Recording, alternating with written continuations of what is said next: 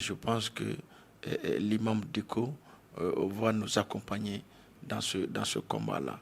Le combat d'exiger à l'État d'appliquer la loi 007 en son article 39. Pour répondre à votre question par rapport à l'appel du très respecté imam Mohamed Diko, nous étions à son meeting suite à l'invitation qu'il a bien voulu nous accorder. Cet appel est à deux volets. Non seulement il demande aux enseignants de rentrer, que le peuple va porter ce que nous demandons aujourd'hui, notamment l'application de l'article 39. Mais aussi, il a dit dans la salle qu'ils ne vont pas prier le gouvernement du Mali. Et que c'est une exigence pour le gouvernement d'appliquer la loi de la République. Donc les deux parties sont concernées. Et pour nous, il n'y a pas assez de soucis. Si l'article 39 est appliqué aujourd'hui, demain nous rentrons.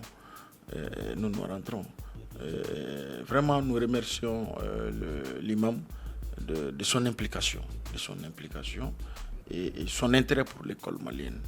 Mais aujourd'hui, nous sommes à une phase où chacun de nous, bien sûr, doit obliger le gouvernement aujourd'hui l'application de l'article 39.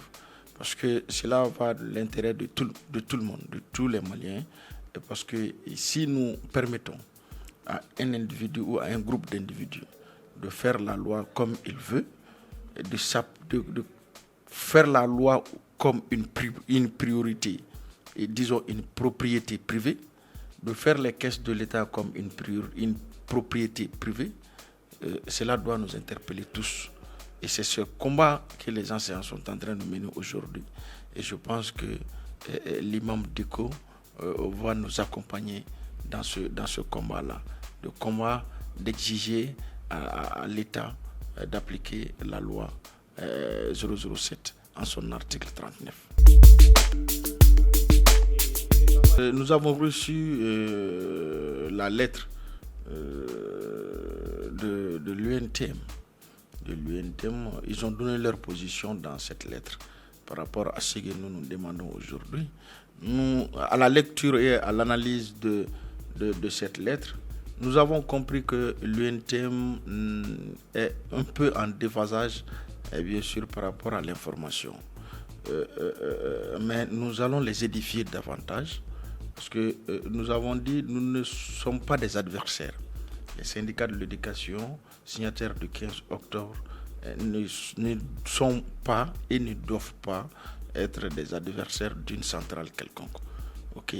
Il y a plusieurs centrales, il y a des syndicats de plusieurs centrales qui sont avec nous. Donc nous allons leur donner la bonne information. Jusqu'à présent, nous avons constaté qu'ils n'ont pas toutes les informations par rapport à ce combat. Sinon, nous pensons que toutes les organisations syndicales et toutes les centrales syndicales quand même doivent se battre pour l'application de la loi. Parce que si les syndicats ne font pas cela, bien sûr, ça serait un peu la catastrophe, quoi. Et nous pensons que l'UNTM va s'inscrire ses actions aussi dans ce sens. Moi, je ne dirais pas le retrait du SNEC. Moi, je dirais le retrait de quelques éléments du SNEC. Sinon, aujourd'hui, vous avez constaté et vous constatez partout au Mali que les militants du SNEC observent bien sûr les mots d'ordre des syndicats de l'éducation signataires du 15 octobre 2016.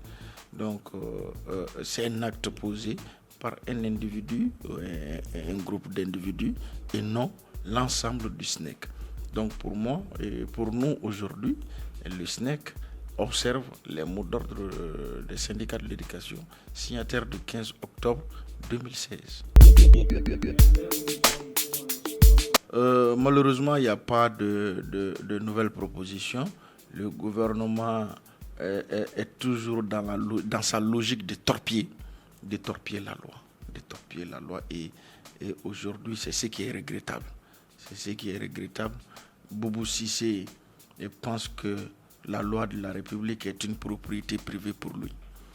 Boubou Cissé pense aujourd'hui que si on est Premier ministre, la caisse de l'État est une propriété privée. C'est malheureux aujourd'hui de constater cela. Raison pour laquelle nous disons que la situation actuelle, s'il y a un blocage, le blocage, c'est Boubou Cissé.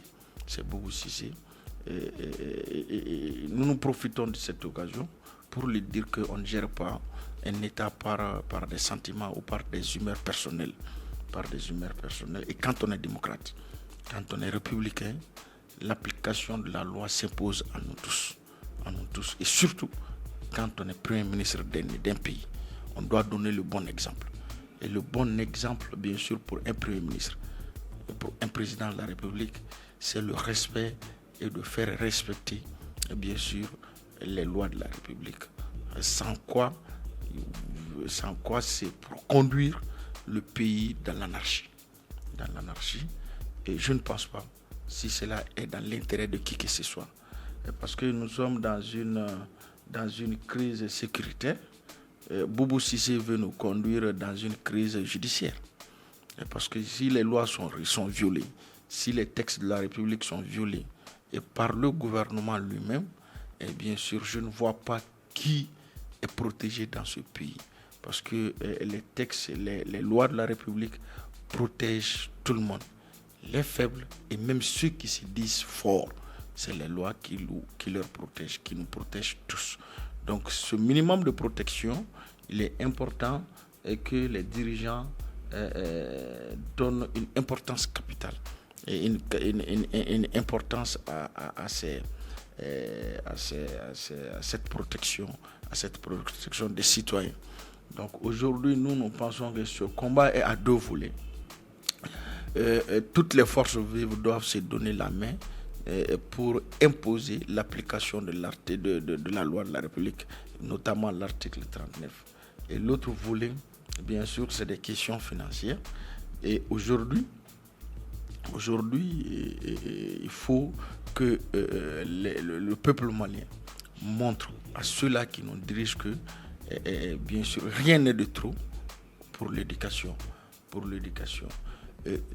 Ceux aujourd'hui qui ont des grands moyens, notamment le Premier ministre lui-même et son entourage, bien sûr, ont toutes les possibilités pour envoyer, bien sûr, leur progéniture à l'extérieur. Et aujourd'hui, quand on est Premier ministre, nous savons que, ou bien quand on est ministre, ou quand on occupe certains postes de responsabilité, l'État prend tout ça, l'État contribue, bien sûr, à la prise en charge de l'éducation des enfants, de ceux qui occupent de ces postes de responsabilité. Donc, et ça, c'est pratiquement l'argent du contribuable malien. Et vous ne pouvez pas prendre l'argent du contribuable malien pour l'éducation de ses enfants, pour s'enrichir et condamner une corporation ou une partie de la population à la souffrance. Non, je ne pense pas. Si ça lui grandit. Et d'ailleurs, ça ne grandit personne d'aller à la violation des textes ou bien considérer une partie